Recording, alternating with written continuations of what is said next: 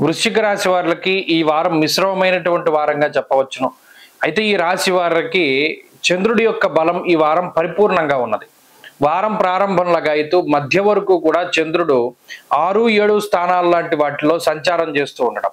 స్వస్థాన ప్రాప్తి ఆరోగ్యం అర్ధలాభం యశోముదం అన్నారు. అంటే ప్రత్యేకించి మనసు ఎక్కడ ఉల్లాసాన్ని పొందుతుందో, చుట్టూరా కష్టాలు ఉన్నాయి, మొత్తం అంతా కూడా ఇబ్బందులే ఉన్నాయి, అయినప్పటికీ కూడా కొన్ని విషయాలు అన్నిటినీ మర్చిపోయేటువంటి విధంగా చేస్తాయి.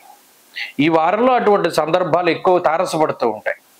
ఈ రాశి వారిలో గట్టి అర్ధాష్టమ రాహు దోషం ఉన్నది, పంచమ శనేశ్వరుని యొక్క స్థితి, భృగు షట్కము అనేటువంటి స్థితి, అలాగే అష్టమ రవి యొక్క దోషం, అష్టమ గురు దోషం, అలాగే దశమ మందు కుజకేతువులు, అందులో కుజుడు దశమ మందు దిగ్బలయుక్తుడై పాపంగా కొంత ఇబ్బంది పెడుతూ ఉన్నటువంటి స్థితి. ఇలా మాట్లాడుకుంటూ పోతే అంటే ఎందుకు మనం గ్రహాల గురించి తెలుసుకోవాలి అంటే టైం ఏ విధంగా మనల్ని ఇబ్బంది పెడుతుంది, ఒక టైం బ్యాడ్గా ఉన్నప్పుడు అది ఎలాగా, దాని నుండి మనం ఎలా ఓవర్కమ్ అవ్వాలి. అందుకనే చాలా మంది అంటారు, ఏమంటే మీరు వృశ్చిక రాశికి ఎప్పుడు నెగిటివే చెప్తారు ఏంటంటే, నేను నెగిటివ్ ఏం చెప్పను, అక్కడ ఏముంటే అది చెప్తాను. అది నెగిటివా పాజిటివా అన్నది పక్కన పెడితే అందులో పాజిటివ్ ఉందనుకోండి, అది ఎలాగో మీరు అనుభవిస్తారు. నెగిటివ్ ఉంటే దాని నుండి ఎలా తప్పించుకోవాలి. వృశ్చిక రాశి వాళ్ళకి ఒకటే విన్నపం చేశాను, ఏమిటి, ఉద్యోగ మార్పు చేసేటప్పుడు 1కి 2 సార్లు ఆలోచన చేయండి.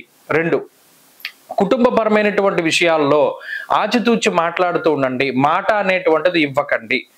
తర్వాత భరోసా, షూరిటీలు ఇటువంటి వాటి జోలికి వెళ్ళకండి. ఇతరులను నమ్మి ఏ పని ప్రారంభం చేయకండి. స్వశక్తిని నమ్ముకుని ముందుకు వెళ్ళండి. ఆరోగ్యం పట్ల జాగ్రత్తగా ఉండండి.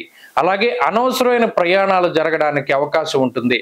మీతో పనున్నంత వరకు మిమ్మల్ని చాలా గొప్పగా చూసుకుని దూరత్రా తీసుకెళ్ళి మీతో పని అయిపోయిన తర్వాత మిమ్మల్ని ఎక్కడ పడితే అక్కడ వదిలేసేటువంటి వ్యక్తులు వీళ్ళందరూ జీవితంలో ఎక్కువగా మీ చుట్టూ ఉన్నారు.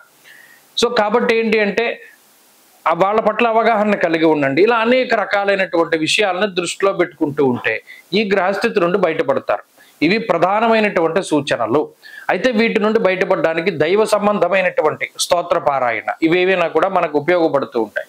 ప్రత్యేకించి ఏం చేయాలి అంటే ఆంజనేయ స్వామి వారి యొక్క ఆరాధన చేస్తూ ఉండడం ద్వారా కూడా మంచి జరగడానికి అవకాశం ఉంటుంది.